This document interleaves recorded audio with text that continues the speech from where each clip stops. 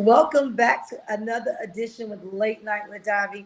And I am super excited to get into the conversation about Black excellence taking over historically Black colleges and universities. As a two-time alumna from various institutions, it is an honor to be able to bring on my colleague for about 10 years now, who is definitely leaving an indelible mark on the pages of history as the first historically Black college and university to come back from non-accreditation. And we're going to get into the story with Dr. Kevin James, who's not only one of the youngest presidents, if not the youngest president, but I say he's one of the flyest, one of the most coolest, and one of the most passionate that I have seen. I wish he was my president when I was in school. Hey, Dr. Kevin James, how are you? I am doing just fine. How you doing today? I'm great. I'm great. It's amazing to see you on this side. I've been watching your journey throughout the years since you joined on as the interim president, and to see you full circle of when the whole hard reset started to see where you are today is truly a testament of hard work, faith, and I know the ancestors are marveling. So, Dr. Kevin, tell those who are here on the CW a little bit about what you have been doing there in Atlanta, Georgia, the last couple of years. Sure. Well, again, my name is Kevin James. I'm honored to serve as the 19th president of Morrisbrown College, historical Black college that was founded 141 years ago, 1881, by former slaves. Very unique institution because we're the only HBCU in the state of Georgia that actually was founded by Black people. And that means so much. People ask me all the time, why do you always say that? It's extremely important to know where you come from so you know where we're going. And so about 20 years ago, this institution lost its accreditation, probably about 6 months after we filmed the movie Drumline, right? The movie Drumline was filmed right here at Morrisbrown College. We were the featured school with Atlanta A&T in that movie. And shortly after that movie was completed, we lost our accreditation due to some financial aid mismanagement. Losing accreditation for any institution is a death sentence, especially probably a double death sentence for HBCUs. Why? Because 80-90% of students at HBCUs are Pell eligible or get some kind of federal financial aid. So when you lose your accreditation, you lose access to federal financial aid. And so our enrollment at Morrisbrown literally went from about 3,000 students to 50 students overnight because we lost our accreditation. And that should have shut the doors of Morrisbrown forever. And so this institution never gave up. For almost 20 years. We kept pushing ahead, trying to get our accreditation back, trying to literally come out of the grave. And I started as president about 3 years ago. People told me I was nuts for even trying to do it. But in 3 years, we were absolutely able to turn this institution all the way around and not only get our federal financial aid back, but become fully accredited. It's just a testament that God has been with this institution. And so we're so excited to be back.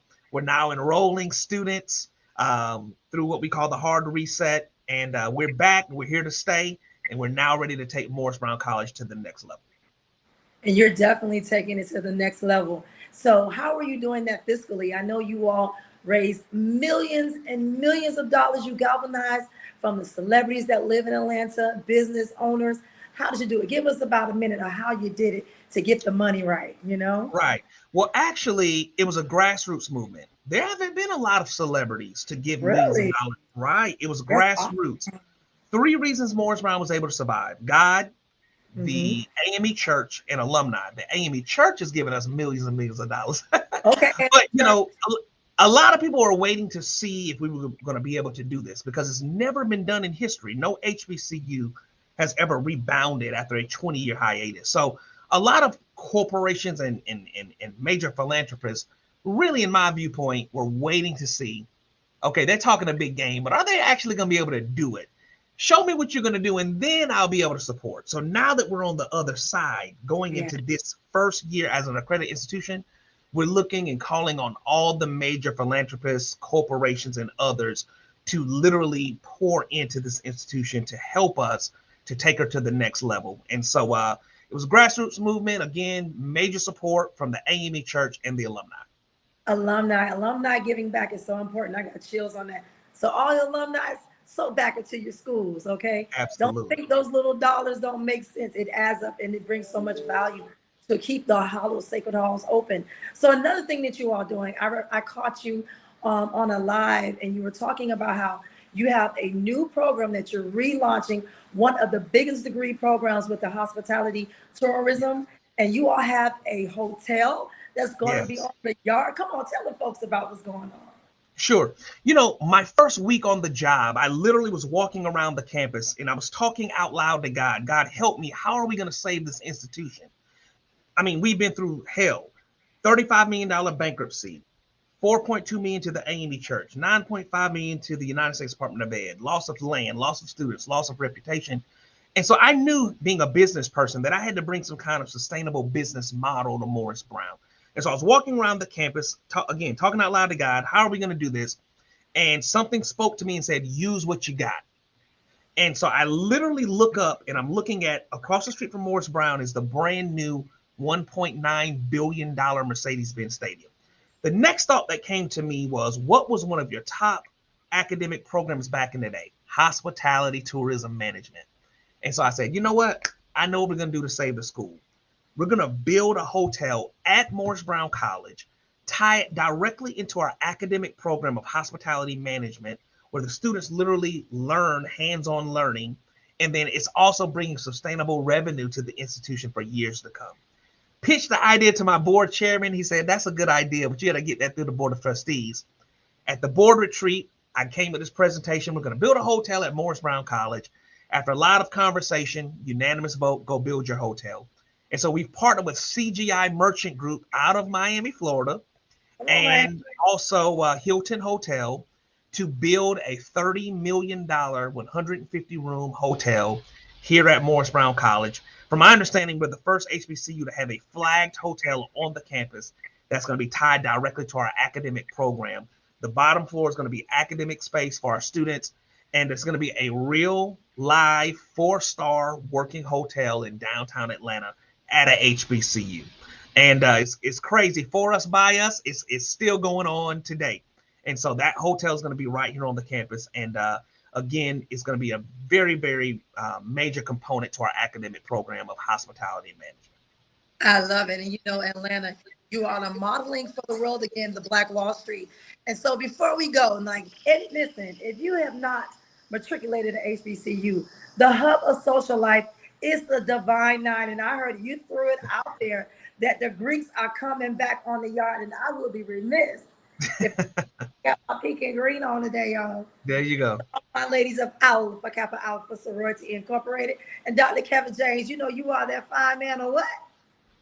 Omega Psi Phi, you already know.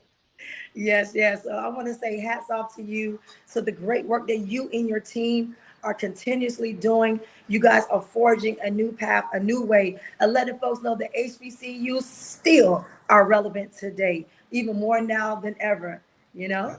Absolutely. Well, listen, any of your viewers, Morris Brown is a phenomenal option for you. We're accredited. We have federal financial aid reinstated. Please go to our website, Morrisbrown.edu. Take a look at what we have to offer. And if you're already college educated, send your friend, send your mama, send your child. Tell somebody about Morris Brown College's restoration as we continue to rebuild through what we call the hard reset. And this is the hard reset. We're highlighting Black excellence. It's not a buzzword. We're actually living it out loud, and we have innovation right here, the pinnacle of the year of 2022. Thank you, Dr. Kevin James, for your time today. Thank you for having me today. Thank you. Truly a pleasure. My name is Dr. Kevin James, president of Morris Brown College, and I am vibing with Late Night with Davi. Welcome back from the break. I'm super excited about this special HBCU edition highlighting Black excellence. It is not a buzzword. Listen, we are out here living it, innovating it. Black excellence is showing in so many facets in the higher education and academic world. Today, I am bringing forth to South Florida. Some of you all may know who are all about going green and living a way that's going to move our community forward in addressing food deserts and food shortages in our community. I'm bringing none other on than Mr. Richard Campbell, who is an innovator of Geo Ag. Let's get into the conversation. How are you doing today, Richard? I'm doing well. How are you, Ms. Davi? I'm great. I'm great. I'm excited to meet you. The moment I heard about what you were doing, I said, I have to get him on my show. Yes, yes, So yes. let's Geo Ag is here. so let's go ahead and let the people know what is Geo Ag. Well, Geo Ag, as you see on my shirt, stands for geological agriculture. And that's basically the new study, a new body of research where we figured out how to use rocks to grow plants without soil and without fertilizers. And so Geo Ag is short for geological agriculture. Geological agriculture. Y'all heard it here. You So heard it. So Geo Ag for short. Geo Ag for those with the tongue twisters. What I love about the work you're doing, how to grow vegetation from rocks. We all have seen the pandemic. We know what it was, how hard it was to find, especially fresh produce. Tell folks how you have, this has been 25 years of research. You all have been doing this. Like, let's get into the conversation. I'm pretty sure they're trying to figure out how can I grow some vegetation from some rocks with no fertilizer and no soil. Yes, yes. So let's start off. People always ask, well, where are these rocks? And our answer is the hardware store. So you use the rocks, yes, don't be surprised. These are the rocks of the planet Earth.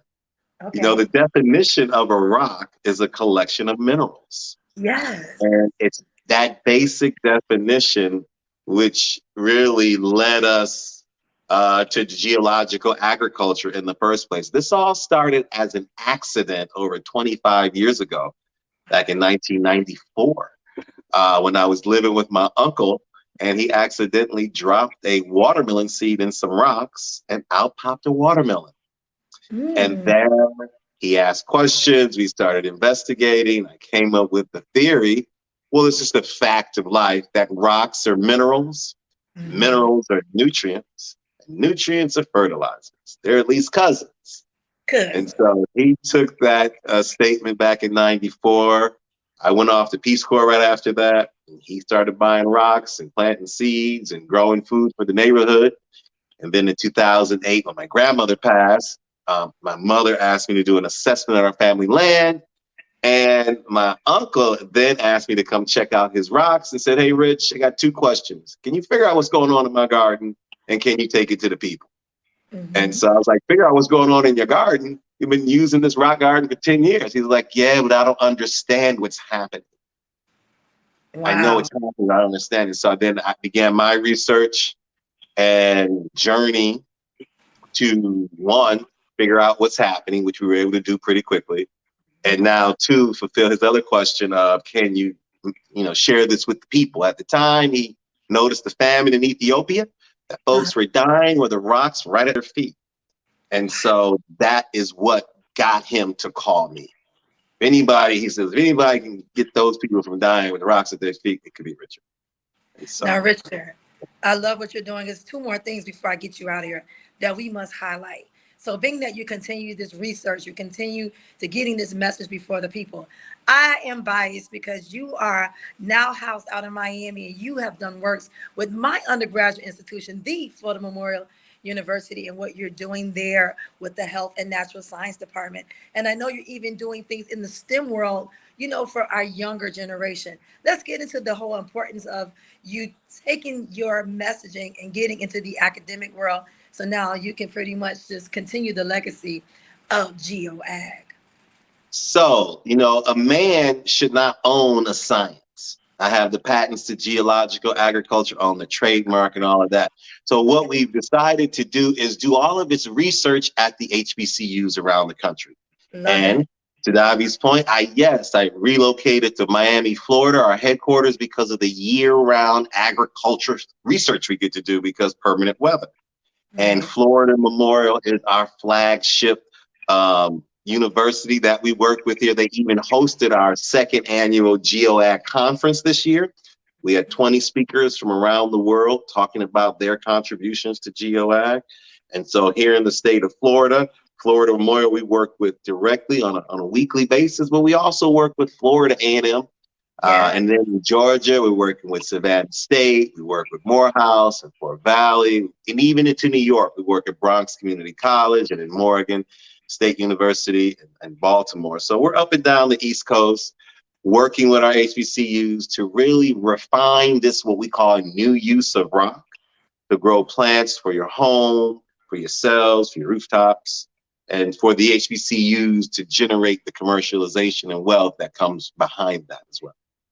And I love that. Great segue. Because not only am I late night with Davi, but I am a licensed realtor. And the whole fact that I have folks in my condos, apartments, you know, the whole public housing in itself, you have changed the game. For those folks feel like they have to have a single family home to have a garden. Oh, no, no, no.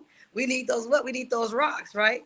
Talk about how the sustainability of that in these obscure places, in like a condo, you just said on your rooftop, like that is super dope to be able to do this.